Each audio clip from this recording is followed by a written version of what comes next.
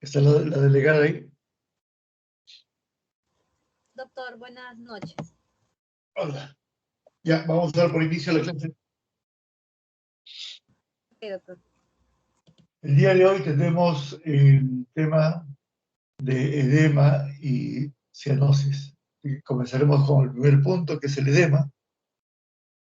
El edema no es sino el aumento del líquido en el espacio intersticial, que se manifiesta clínicamente por la presencia de este hoyuelo que deja en la piel cuando hacemos presión sobre la misma.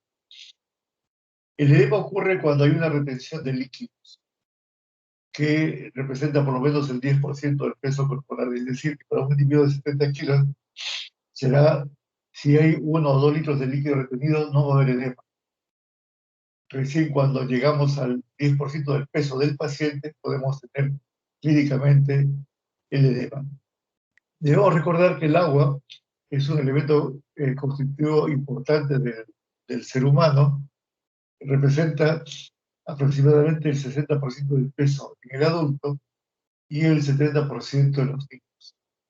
Recordemos que el agua está distribuida casi en su totalidad, en un 2/3 en el espacio intracelular y solamente 1/3 en el espacio extracelular.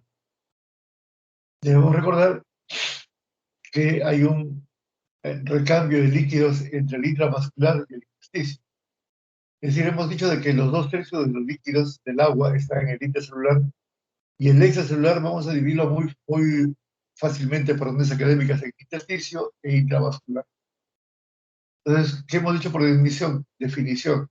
Que cuando hay un exceso de líquido en el espacio intersticial es que aparece edema.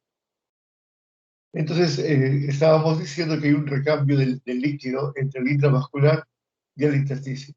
¿Cómo así ocurre? Vamos a hacer un pequeño recuerdo de lo que nos enseñaron en fisiología. Esto es el capilar pulmonar, el capilar sanguíneo. El capilar sanguíneo tiene 2 lados. El lado que está pegado hacia la arteriola, vamos a llamar el lado capilar el lado arterial del capilar, y el lado que está pegado hacia la vena, vamos a llamar el lado venoso del capilar. Hay una serie de presiones en juego, pero vamos a resumirlas por razones académicas en 2 presiones: la presión hidrostática y la presión oncótica. La presión hidrostática en el lado arterial del capilar es de aproximadamente 30 milímetros de mercurio y sobrepasa a la presión oncótica, que trata de mantener el líquido en el intravascular. Es por eso que en este lado arterial del capilar el líquido sale del intravascular al intersticio. En el lado venoso del capilar la presión hidrostática es menor y la presión oncótica predomina, de tal manera que el líquido regresa desde el intersticio hacia el capilar. Entonces, volvemos a repetir, el capilar tiene un lado arterial, tiene un lado venoso. En el lado arterial predomina la presión hidrostática y el líquido sale del intravascular hacia el intersticio. Y en el lado venoso del capilar predomina la presión oncótica y el líquido regresa desde el intersticio hasta el capilar. Pero no todo lo que se filtra regresa. Hay una pequeña cantidad de líquido que se queda y que es recogida por otro sistema, no menos importante, que es el de los vasos linfáticos. Entonces, voy a poner un ejemplo. Si aquí, mira, acá están las presiones que decíamos. La presión hidrostática en este lado excede la presión oncótica, es por eso que el líquido sale. En el lado venoso del capilar, como cae la presión hidrostática, la presión oncótica es mayor y el líquido retorna. Por este juego de presiones tan simple. Pero como decíamos, si aquí sale como 10, aquí regresan como 9. Entonces queda un excedente pequeñito que lo toma el líquido o los capilares linfáticos y lo drenan al sistema venoso a nivel de las venas subclavianas. Bueno, todo eso ustedes lo conocen, eso lo llevaron en fisiología, era simplemente para recordar. Entonces, ¿cuáles son los factores que contribuyen al edema? Primero, el incremento de la presión hidrostática. Si tenemos una arteria con presiones muy altas, esto puede provocar edema, porque el lado arterial del capilar va a manejar presiones hidrostáticas más elevadas. En segundo lugar, la reducción de la presión oncótica de los vasos sanguíneos. Y recordemos que la presión oncótica está dada por el nivel de proteínas en sangre y el nivel de hemoglobina en sangre. Tercero, por un incremento en la permeabilidad en la pared de los vasos, como sucede en los cuadros inflamatorios o en los cuadros alérgicos. Cuarto, en la obstrucción del sistema linfático, en donde ese excedente no puede ser recogido, no puede ser llevado y queda en el lugar. Y cambios en las propiedades de la retención de agua en los tejidos. ¿Cómo clasificamos el edema de acuerdo a su topografía y a su origen?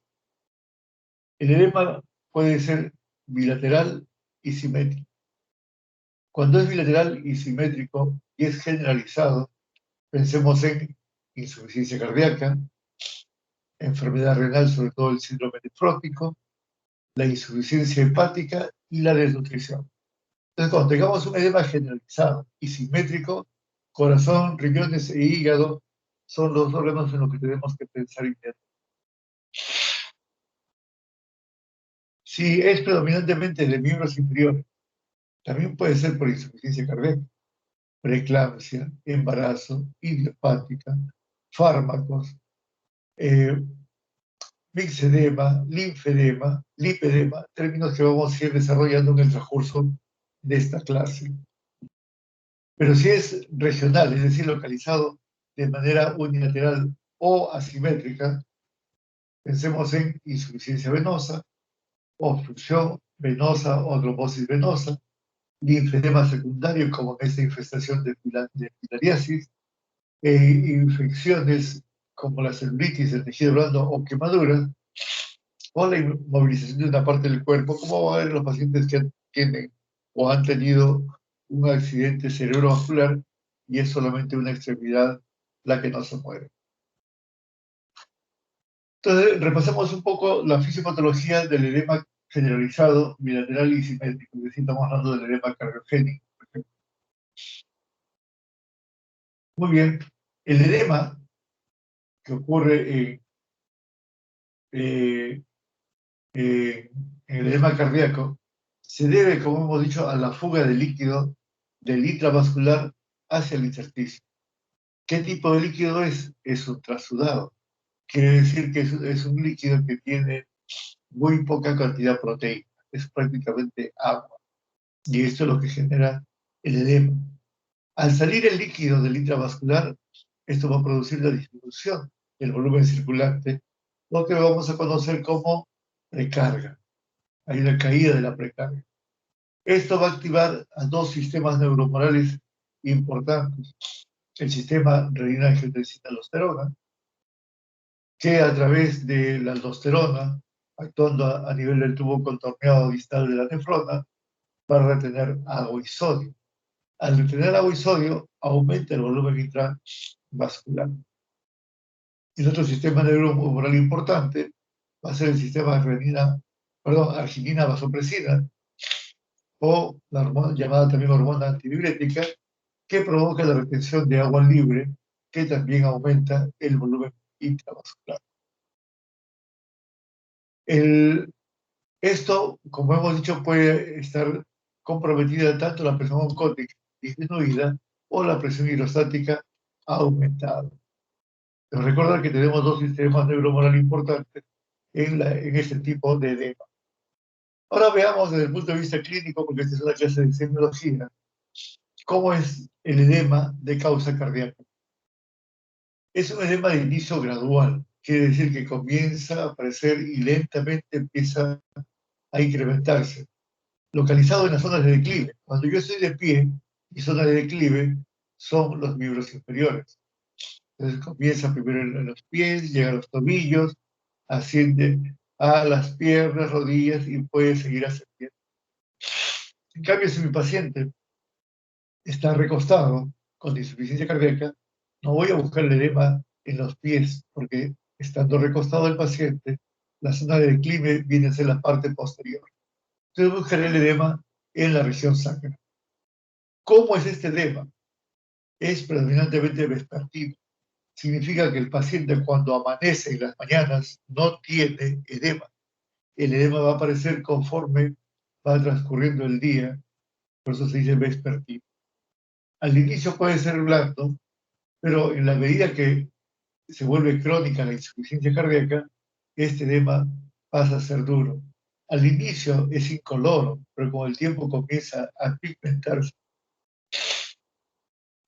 Pero ¿qué es también lo característico del edema de la insuficiencia cardíaca?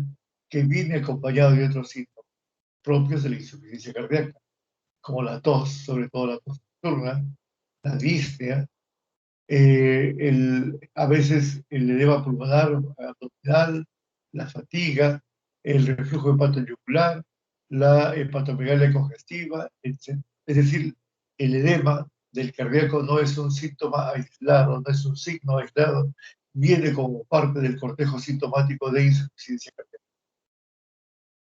Veamos ahora el edema renal, fundamentalmente el síndrome nefrótico. El síndrome nefrótico no es sino la pérdida de proteínas a través de la nefrona.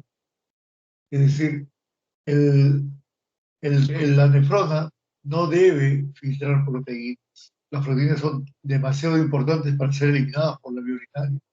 Pero cuando hay lesión de la membrana basal del glomérulo, este comienza a permitir que las proteínas salgan y al perder proteínas cae la presión oncótica y al caer la presión oncótica se produce el edema. El edema renal es también gradual, progresivo, pero a diferencia del edema cardíaco, que se localizaba en las zonas de declives, aquí se localiza en las zonas donde el tejido conectivo es más laxo, como párpados, cara y genitales. También es blando, y es incluso más blando que el edema cardiogénico.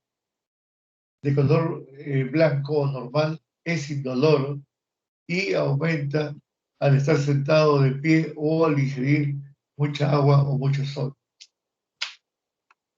¿Qué caracteriza entonces al edema renal?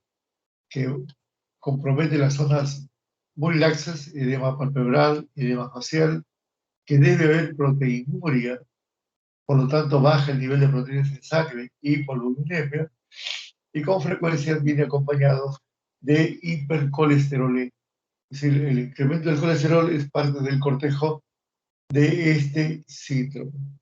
Entonces, el síndrome renal, el síndrome nefrótico, edema facial, proteinuria, hipolinemia y además hipercolesterolemia.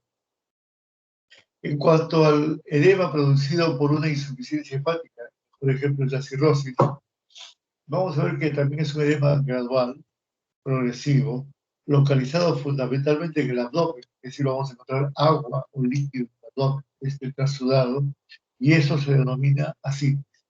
Pues, ¿qué es la asitis? Es la presencia de un trasudado ubicado en el peritoneo. Y después, con el tiempo, afecta a los miembros inferiores. Tiene como el edema cardíaco afecta primero los miembros inferiores y podría llegar a los genitales y el abdomen. Aquí comienza en el abdomen y luego afecta a los miembros inferiores. Al igual que el edema renal es de consistencia blanda, porque el hígado deja de producir proteínas o produce en cantidad, también es de color blanco o normal, disminuye en la posición del decúbito lateral izquierdo y se va acompañado también de otro cortejo sintomático o clínico que tiene que ver con la cirrosis, como la ictericia, la presencia de las arañas vasculares o telangiectasias, la ginecomastia, como intenta mostrar esta figura, la distensión abdominal, una red vascular colateral o circulación colateral, esplenomegalia, el vello púbico ginecoide y hemorroides. Entonces, el edema hepático además viene acompañado de un cortejo clínico adicional. El edema también podemos dividirlo de acuerdo a sus causas. Por ejemplo, el edema del embarazo fisiológico, del embarazo normal. También es gradual, progresivo. Usualmente viene o aparece en la segunda mitad del embarazo. Está localizado fundamentalmente a nivel de los miembros inferiores, comienza al igual que el edema cardíaco en los pies y puede ascender.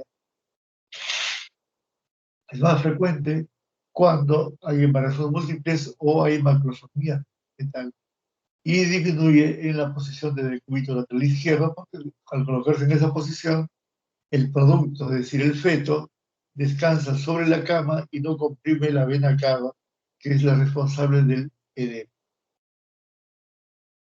A veces el edema no termina con el embarazo, sino, como dice muy bien aquí, persiste hasta 10 días después del embarazo. Algunas formas patológicas de edema en el embarazo es la preeclampsia o hipertensión del embarazo. Ocurre luego de la semana 20 del embarazo. Es un edema que se localiza en cara, en manos. Ya ven la diferencia con el edema de la gestante normal, en donde el edema se localiza en los pies por el efecto compresivo mecánico del feto sobre la vena cava. En cambio acá no, acá el edema compromete la cara y las manos.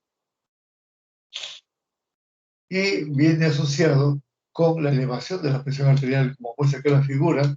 El edema viene con proteinuria e hipertensión. Esta triada es lo que se denomina hipertensión del embarazo o preeclampsia.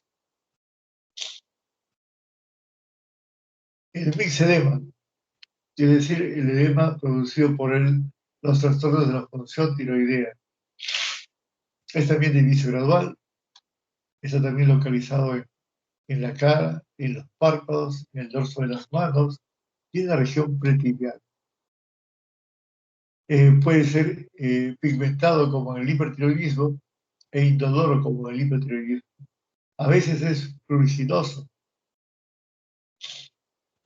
Y miren ustedes cómo cambia la coloración de la piel. Esta es una paciente con hipotiroidismo sin tratamiento y esta es la misma paciente con tratamiento. Miren ustedes cómo tenía este edema facial, este edema palpebral, que puede confundir con un paciente renal, pero en este caso es por el hipotiroidismo.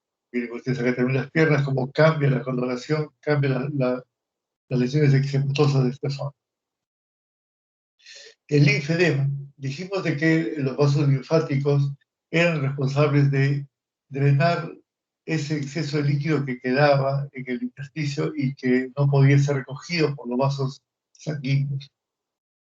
Este es un edema, como pueden ver acá la diferencia, también inicio gradual y progresivo, localizado en las piernas o en el dorso del pie.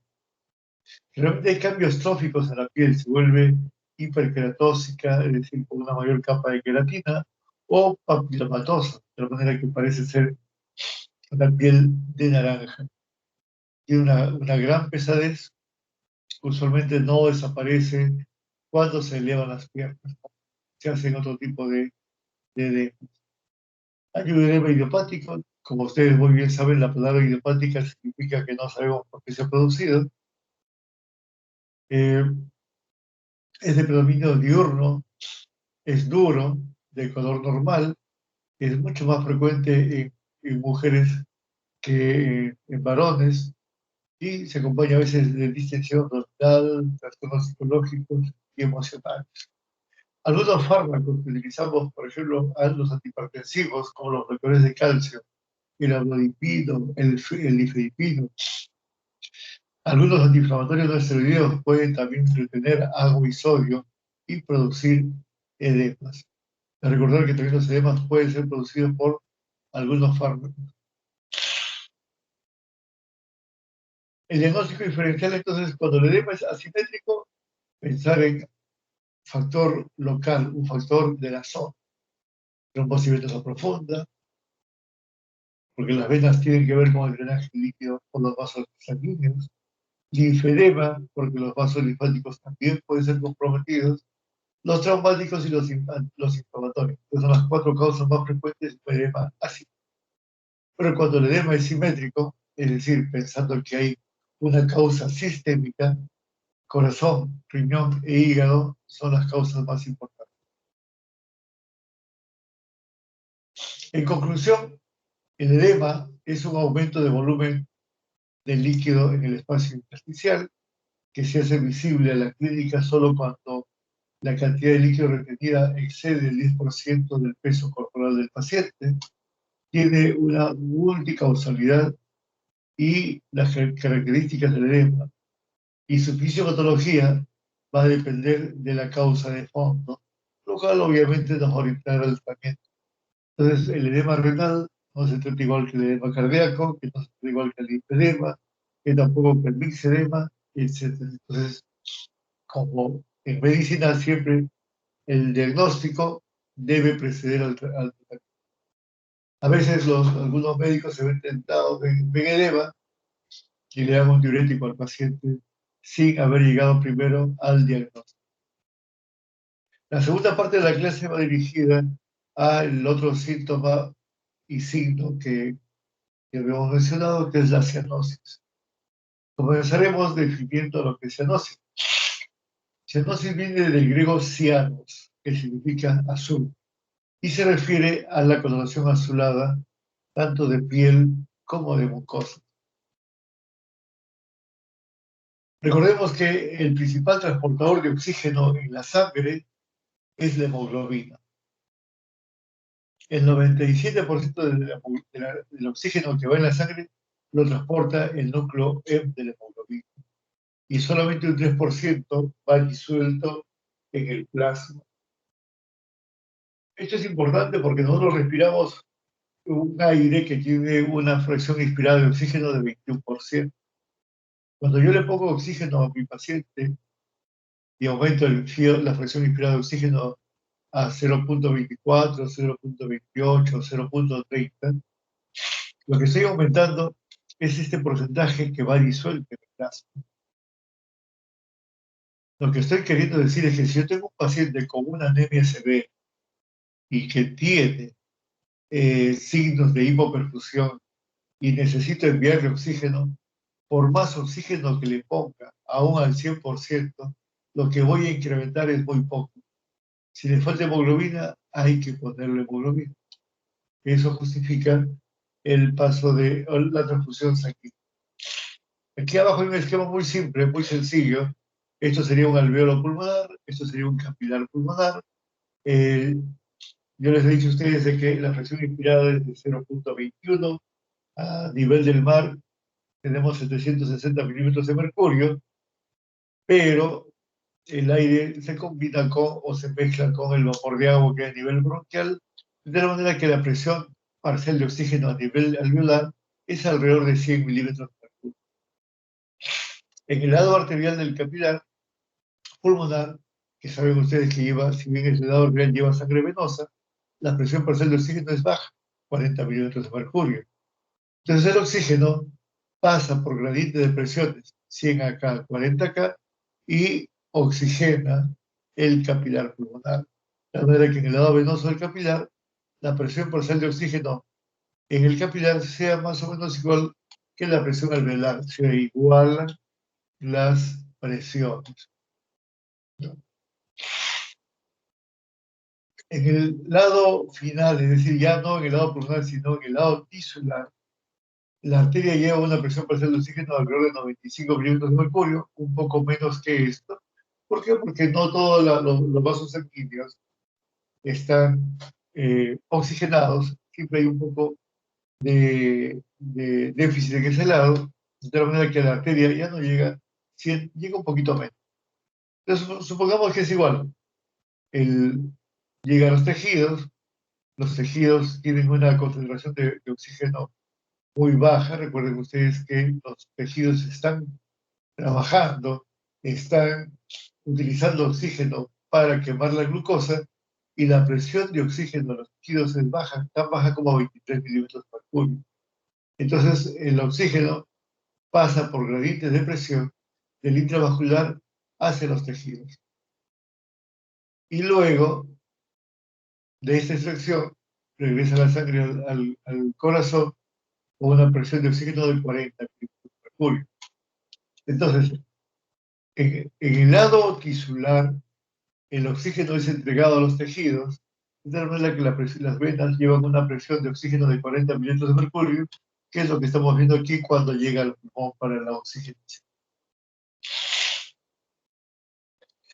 Entonces, esto es un resumen de lo que hemos hablado, el aire llega del exterior, llega al alveolo con una presión de oxígeno, como le decía, alrededor de 100 milímetros de mercurio.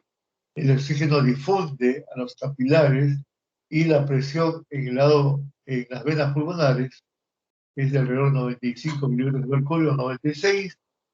Eso es lo que llega a la aurícula izquierda, pasa al ventrículo izquierdo, pasa hacia la aorta. Miren, las presiones son las mismas. Y cuando llega al capilar sistémico, pasa lo que hemos visto en esta parte de la diapositiva, se extrae el oxígeno hacia los tejidos y las venas van llevando una menor cantidad de oxígeno y una mayor cantidad de CO2, que es el producto de desecho del metabolismo de los tejidos. Así llega a las venas cavas, a la aurícula derecha, al ventrículo derecho, a la arteria pulmonar, y cuando llega la arteria pulmonar hacia el alveolo, que es lo que hemos visto en este lado de la diapositiva, una presión de oxígeno baja y una presión de CO2, que no está puesto aquí, más alta, y el CO2 sale y el oxígeno entra. Eso es lo que llamamos hematosis, que es la principal función del pulmón. Entonces, cuando recuerden ustedes lo que es el sistema respiratorio, van a ver que hay una parte que es la ventilación, es decir, el ingreso del oxígeno del exterior hacia el alveolo. Luego viene la difusión, que es el pasaje de oxígeno desde el alveolo al capilar, y el pasaje del CO2 del capilar hacia el alveolo para luego ser eliminado. Y finalmente la perfusión, que tiene que ver mucho con el tema de cardiología. Es decir, el corazón debe coger esa sangre oxigenada y bombearla adecuadamente a todos los tejidos para la utilización del oxígeno. Entonces, si bien en este primer gráfico, esto sería la membrana del alveolo capilar, aquí está mucho más detallado. Para que el oxígeno llegue al núcleo M, debe atravesar primero a los alveolos, a los neumocitos. Luego debe atravesar la membrana basal y el intersticio en donde están los neumocitos. Luego debe alcanzar la pared capilar. Una vez que alcanza el oxígeno, la pared capilar debe atravesar el plasma, que es el medio líquido que compone la sangre. Luego debe llegar a la pared del eritrocito hasta alcanzar el núcleo. Todo esto se llama membrana alveolo capilar. Entonces, ahora hablemos un poquito de la fisiopatología de la cianosis. ¿Cuándo se objetiva clínicamente a un paciente con cianosis? Cuando la hemoglobina reducida, es decir, la hemoglobina no oxigenada, excede a 5 gramos por decilitro en la sangre del capilar. Entonces, un paciente que tiene una anemia severa, por ejemplo, de 4 o de 5, no se le puede ver cianosis. ¿Por qué? Porque no tiene suficiente cantidad de hemoglobina reducida para que nuestro sentido, para que podamos mirar y observar la cianosis. Entonces, ¿qué es la cianosis? Hay una disminución de la saturación del oxígeno a nivel de la sangre capilar, con un aumento de la cantidad de sangre venosa a nivel cutáneo. ¿Cuáles son las causas y cuáles son los tipos de cianosis que tenemos? La cianosis central, generalmente de causa pulmonar y por alteraciones de la hemoglobina. La cianosis periférica generalizada y localizada, la cianosis mixta y la cianosis diferencial. Vamos a ir viendo cada uno de ellos. En la cianosis central de causa pulmonar van a ver ustedes fundamentalmente las neumonías, el distrés respiratorio del adulto. Una de las formas de esto es lo que vemos ahora con el coronavirus, las bronquitis crónicas, la enfermedad pulmonar obstructiva crónica y un neumotórax grave. También pueden ser, hemos dicho, por alteraciones de la hemoglobina, sobre todo por la formación de la meta-hemoglobinemia. La meta-hemoglobinemia es una forma de hemoglobina que tiene todos sus componentes, pero que ha sido intoxicada y que es incapaz de, o sea, esa núcleo capta la hemoglobina, pero es incapaz de liberarla a los tejidos corporales. Es decir, va al pulmón, carga el oxígeno, pero no puede entregarlo por este defecto a nivel tisular. La cianosis periférica. La generalizada generalmente depende de la insuficiencia cardíaca. ¿Por qué? Porque la insuficiencia cardíaca, por definición, es un gasto cardíaco reducido. Hay una disminución del bombeo de sangre a nivel tisular. Entonces, cuando esa sangre llega a los tejidos tratan de sacarle todo el oxígeno que pueden. Y estos pacientes ya no tienen 40 milímetros de mercurio de PO2, tienen menos. Entonces, al aumentar la cantidad de hemoglobina reducida a nivel periférico, esto da la sensación, da la visión del edema. El shock cardiogénico, el shock por definición, es una alteración severa en la perfusión tisular, taponamiento cardíaco, policitemia o polileubulia, es decir, un paciente que tiene cantidades grandes de hemoglobina, 20, 22, 24 de hemoglobina, y hay tantos glóbulos rojos que da la sensación de cianosis. Entonces, este incremento del número de glóbulos rojos se denomina policitemia. Y decimos policitemia vera porque no es producida por una enfermedad pulmonar obstructiva crónica, por un EPID, o porque alguien viene de altura, sino porque realmente hay una alteración en cuanto a que la médula ósea provoca una gran cantidad, excesiva cantidad de glóbulos rojos.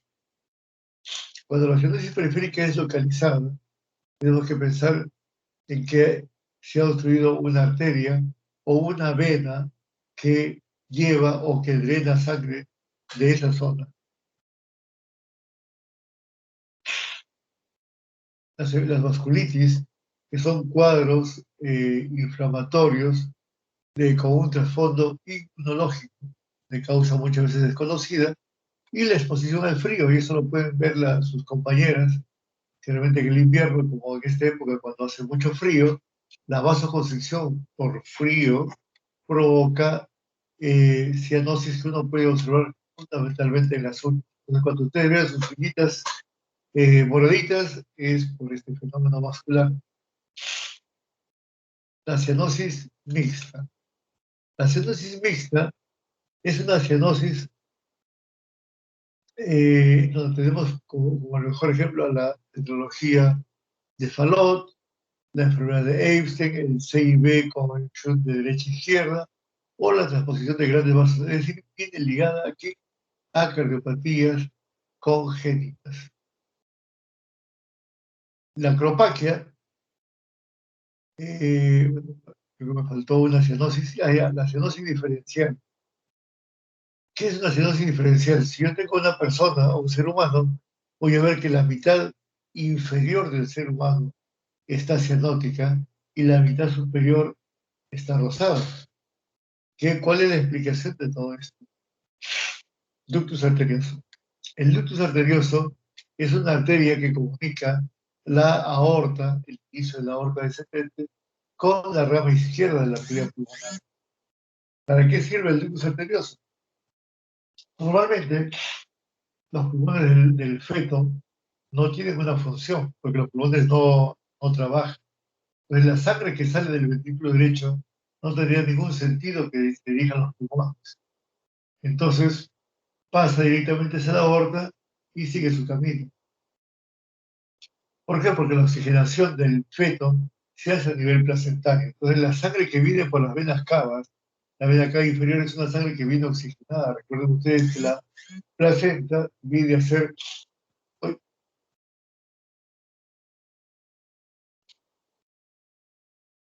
¿Están viendo la imagen? Sí se ve, doctor. Ok. Entonces decíamos que la placenta funciona como el pulmón, incluso como el riñón del feto. Entonces, en el feto, la sangre oxigenada viene por la vena cava inferior y esta sangre oxigenada pasa a la aurícula derecha, pasa al ventrículo derecho, pasa al tronco de la arteria pulmonar y no tendría razón de ir a los pulmones porque no están funcionando. Entonces normalmente la sangre pasa por acá y se dirige a todos los tejidos. Muy bien. Cuando el feto nace, cuando nace el bebé, se cierra automáticamente este canal, este ductus. Cuando eso no ocurre, eso se llama persistencia del canal arterial o persistencia del ductus arterioso. Por sus siglas les digo PCA, persistencia del canal arterial. Y como normalmente ya en el recién nacido la presión en el lado de la aorta es mayor que en el lado pulmonar, el flujo va desde el lado aórtico hacia el lado pulmonar. A esto le decimos shunt de izquierda a derecha, porque este es un vaso del lado izquierdo y este es un vaso del lado derecho. Conforme pasa el tiempo, este incremento de la presión que transmite la aorta hacia la pulmonar se transmite a los pulmones y se produce una hipertensión pulmonar, de la manera que la presión en la arteria pulmonar comienza a incrementarse. Y en algún momento, como se ve aquí en el ejemplo, el flujo se va a invertir. Ya no va de la aorta a la pulmonar, sino va de la pulmonar hacia la aorta. Es la suerte que la sangre venosa que está en este lado pasa a esta altura de la aorta. Entonces, por aquí está el tronco brachiocefálico, aquí está la arteria subclavia izquierda, que están recibiendo la sangre arterial. Y es por eso que las manos de este paciente, la cara de este paciente, no tiene cianosis. Pero si yo veo los miembros inferiores, hay cianosis. Por eso le decía que la mitad superior del paciente es rosado y la mitad inferior es cianótico. A eso se llama cianosis diferencial y esto lo podemos ver en qué casos, en el ductus hipertenso. Y finalmente, para definir lo que es acropaquia o dedos en palillo de tambor, aquellos que han tocado en la banda del colegio, recordarán ustedes que cuando tamborilean utilizan unos palillos que tienen una cabecita con lo que se golpea el tambor. Entonces, los semiólogos antiguos le dieron este nombre, dedos en palillos de tambor, que técnicamente se denomina acropaquia. Acro es distal, paquios es engrosado, es decir, el engrosamiento distal del dedo.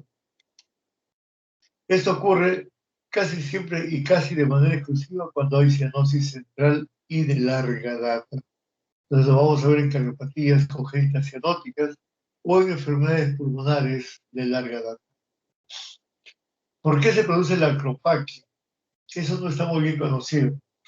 Se supone, se presume que haya liberación de factores de crecimiento de manera local inducidos por la hipoxia. Y estos factores de crecimiento estimularían la proliferación celular y el crecimiento tisular. Recordemos que los pacientes con cianosis pueden tener trastornos de la coagulación porque tienen una disminución de las plaquetas y disminución de los factores de coagulación. Y la posibilidad de fenómenos embólicos, en especial las embolias cerebrales, es pues muy alta. Muy bien, chicos, creo que aquí terminamos la clase. ¿Tienen alguna pregunta? Doctor, buenas noches. ¿Qué sucede en el fenómeno de Raynaud? ¿Por qué se produce esa cianosis? Ok, en el fenómeno de Raynaud se supone que existen unas crioglobulinas, crío viene de frío, que se depositan cuando entra en contacto la extremidad del paciente con el frío, sea el agua fría o el aire frío o toca el hielo. Y eso provoca, en principio, un estado de vasoconstricción, lo cual provoca una palidez tremenda de la extremidad, de la mano en este caso, con mucho dolor por isquemia, seguido luego de un fenómeno de vasodilatación, que es lo que provoca la cianosis. Porque si ustedes se pueden pensar que primero la mano estuvo isquémica porque no pasaba aire, eso que provoca, pero que no pasaba la circulación, eso provoca una hipoxia tisular. Esa hipoxia tisular va a producir una serie de detritus, ácido láctico, va a provocar una gran cantidad de CO2, va a haber una acidosis en esa zona, cuando termina el fenómeno de vasoconstricción y comienza la vasodilatación mediada por esos hidroquiniones, por el PCO2 y por el ácido láctico, el tejido comienza a extraer todo el oxígeno que puede, de tal manera que aumenta la hemoglobina reducida de la zona. Entonces, en el fenómeno de Raynaud ocurre eh, una palidez inicial, estoy hablando desde el punto de vista semiológico, mediado por vasoconstricción, y una cianosis final mediado por una mayor extracción del oxígeno, luego de la isquemia tisular. Espero que te haya quedado claro. Sí, doctor. Pero una consulta, o sea, yo he visto que generalmente lo hacen cuando tocan, por ejemplo, agua, y se puede apreciar en los videos que se produce el cambio de coloración. Pero ¿eso es con una temperatura específica o No, por eso cualquier? te comencé diciendo que era mediado por crioglobulinas. Y dije que crío significa frío. Entonces, si tú abres el refrigerador y vas a sacar algo de la nevera, no tocaste agua, pero el frío desencadenó que se precipiten sobre el endotelio vascular estas crioglobulinas, que son las que dan inicio a este fenómeno. Ok, doctor, muchas gracias. O sea, lo que tú puedes hacer para hacer el diagnóstico, porque esa es la historia que te cuenta el paciente. Entonces tú puedes traer un cubo de agua helada, un cubo con hielo, y pedirle al paciente que coloque las manos dentro. Normalmente cuando uno pone las manos dentro, pues te duelen las manos, te da frío, y te duelen por la vasoconstricción, por la isquemia que provocas. Pero la isquemia del Raynaud es extrema, es una vasoconstricción extrema, que provoca una severa isquemia y provoca dolor e incomodidad.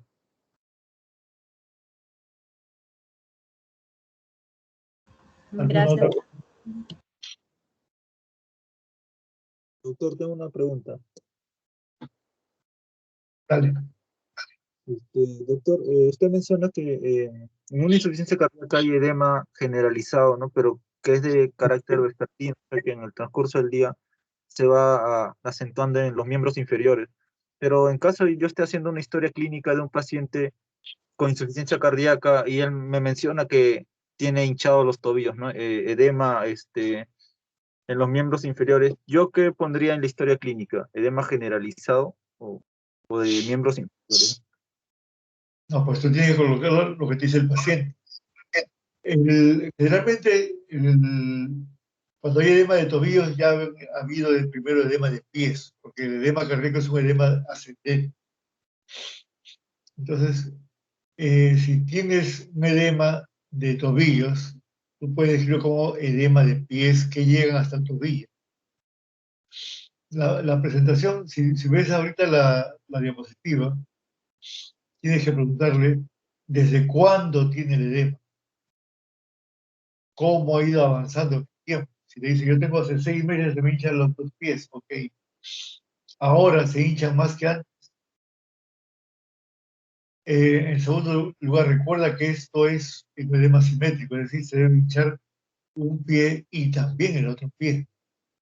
Porque si eso es un problema de falla cardíaca, no habría manera de que se hinche solamente uno de los pies y el otro quede completamente normal.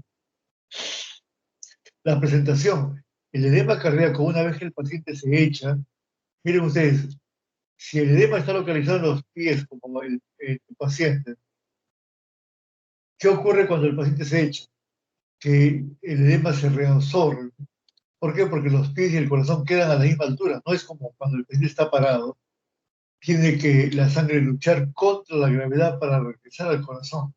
Si el paciente se echa, no hay necesidad de luchar contra la gravedad, la sangre, el líquido regresa rápidamente, el corazón lo bombea hacia el riñón y el riñón lo elimina a través de la orina. Es por eso que en el paciente con insuficiencia cardíaca hay una inversión del ritmo urinario. Orina más de noche que de día. ¿Y por qué orinas más de noche si no toman líquido? Pues la razón es que se reabsorbe el edema durante la noche por la posición de Descourt. ¿Contestada tu pregunta? Sí, doctor, gracias. Y doctor, otra pregunta acerca del linfedema que vi que salía que podría ser bilateral o unilateral. ¿Y por qué se da por qué hay esa diferencia? Depende, pues, hijo. Si tienes tú un problema del linfedema sistémico, como una filariasis, por ejemplo, puede ser bilateral, pero si tienes una neoplasia en esa zona, pues puede ser unilateral, localizado. O sea, recuerden ustedes que el edema depende mucho de la etiología. Estamos hablando en términos generales. Aquí, por ejemplo, que es de un solo miembro, busquen ustedes alguna neoplasia, generalmente ligada a quién. ¿Por dónde van los vasos linfáticos? Ligadas a los ganglios linfáticos. Cuando hay problemas de ganglios linfáticos en esa zona, sea de naturaleza infecciosa o de naturaleza neoplásica, pues el edema va a ser de esa zona.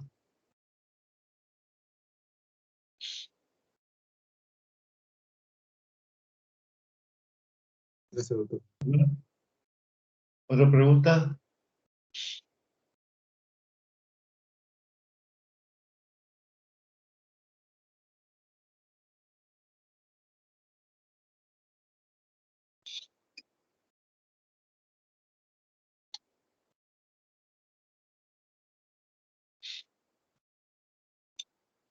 Muy bien. Tenemos una clase pendiente, ¿no? Delegada. Sí, doctor. Mañana tenemos clase con el doctor Almendaris a las 7 de la mañana. Ya, ¿podemos hacer la clase de repente mañana a las 8 de la noche? Igual mismo hora. Me parece que hay grupos que tienen clase práctica a las 8. 8 de la noche. Sí, me parece que sí, a las 8. Ya, por favor, ponte de acuerdo, pues a ver si. ¿Cuándo acaba la rotación?